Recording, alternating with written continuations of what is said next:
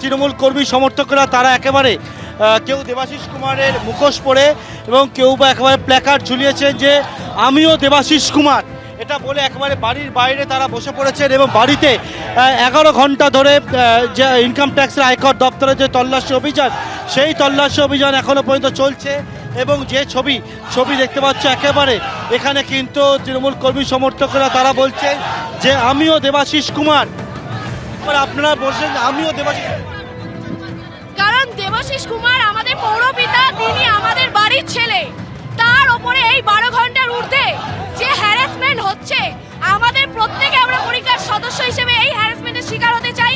তাই আমরা প্রত্যেকে দেবাশিস কুমার কেন্দ্রীয় এজেন্সি আমাদের প্রত্যেকের ঘরে ঘরে ঢুকুক, কারণ আমরা একটা কমিউনিটি, আমরা যৌথ পরিবার, আমাদের প্রত্যেককেই ফেস করতে হবে এই হ্যারাসমেন্ট। আমাদের সাথে এই হ্যারাসমেন্ট হোক, আমরা চাই।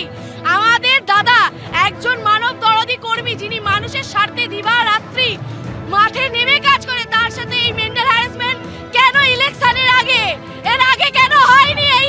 এইটা আমাদেরকে জবাব দিতে হবে। কিসের ভিত্তিতে আজকে সিবিআই এজেন্সি ঘরে ঢুকলো, আগে সেটা জবাব দিতে হবে। কিসের ভিত্তিতে? তারা বলছে যে হেনস্থা করা হচ্ছে এবং তার পরিপ্রেক্ষিতেই তারা কিন্তু একেবারে দেবাশিস কুমারের বাড়ির বাইরে তারা বসে পড়েছেন এবং বসে বিক্ষোভ দেখাচ্ছেন এবং এজেন্সির বিরুদ্ধে তাদের যে ক্ষোভ, সেই ক্ষোভ তারা উগড়ে দিচ্ছেন এবং তারা এখানে কিন্তু বিক্ষোভ দেখাচ্ছেন। কেউ একেবারে দেবাশিস কুমারের মুখোশ পরে রয়েছেন এবং দেবাশিস কুমারের মুখোশ হাতে নিয়ে কেউ বা পরে রয়েছেন। পরে থেকে একেবারে তারা বলছেন যে আজকের এই যে ইনকাম ট্যাক্সের আয়কর দপ্তরের এই যে অভিযান, দেবাশিস কুমারের বাড়িতে ভোর 5টা থেকে এখনো পর্যন্ত এই 11 ঘন্টা হয়ে গেছে, 11 ঘন্টার ওপর যে তল্লাশি অভিযান চলছে, সেই তল্লাশি অভিযানের বিরুদ্ধে তারা কিন্তু যেখানে জমায়েত করেছেন এবং জমায়েত করে বিক্ষোভ দেখাচ্ছেন। আমরা দেখলাম যে দেবাশিস কুমারের বাড়ির যে নির্বাচনী কার্যালয় রয়েছে অর্থাৎ সেন্ট্রাল অফিস, সেখান থেকে ইনকাম ট্যাক্সের সেই রেড সেটা শেষ হয়েছে। সেখান থেকে যে কেন্দ্রীয় বাহিনী ছিল, সেই আরও কেন্দ্রীয় বাহিনী নিয়ে আসা হলো। সেই কেন্দ্রীয় বাহিনী দেবাশিস কুমারের বাড়িতে পৌঁছালেন এবং এই মুহূর্তে দেখতে পাচ্ছ যে ঠিক যে তথ্য তুমি দিচ্ছ যে আরো কেন্দ্রীয় বাহিনী নিয়ে আসা হয়েছে ইতিমধ্যে, এবং যে ছবি আমরা দেখতে পাচ্ছি একদম বিক্ষোভ দেখাচ্ছেন কয়েকজন দেবাশিস কুমারের বাড়ির সামনে। এই যে তল্লাশি অভিযান চলছে তার বিরুদ্ধে এই বিক্ষোভ। ধন্যবাদ পার্থ। তৃণমূল কর্মীরা তারা এসছেন এবং এই মুহূর্তে আইনজীবীও এসছেন দেবাশিস কুমারের এবং নিয়ে কিন্তু যিনি এক্সপেন্ডিচার এজেন্ট রয়েছেন তিনি দীর্ঘক্ষণ দাঁড়িয়ে রয়েছেন অর্থাৎ অ্যাকাউন্ট সংক্রান্ত কাগজ নেওয়ার জন্য এবং তাদের সঙ্গে একবার আইনজীবীরা তারা এসছেন এবং তৃণমূল কর্মীরা তারা কিন্তু এখানে আসছিলেন এবং এসে ভিড় করেছেন, জমায়েত করেছেন এবং করে তারা হচ্ছে যে বিষয় কাগজ নেওয়ার জন্য তারা এসছেন। একেবারে আপনারা আইনজীবী হয়ে এসছেন?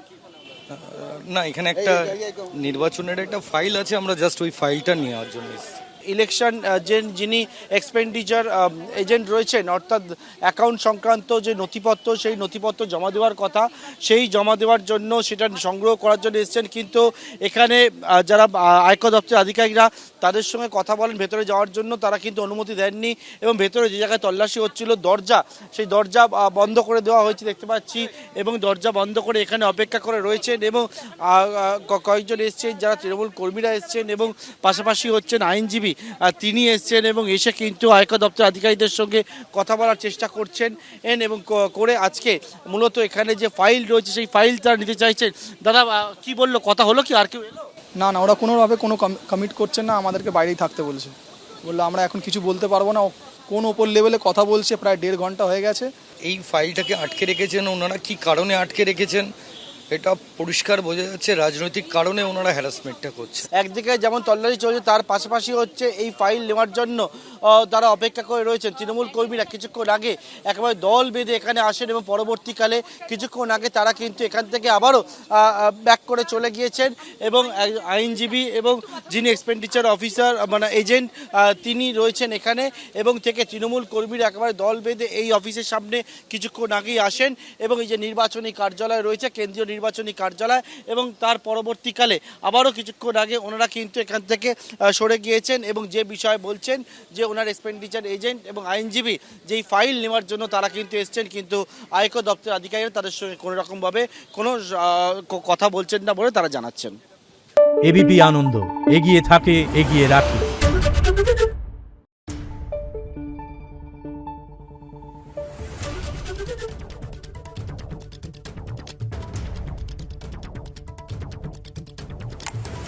দেখুন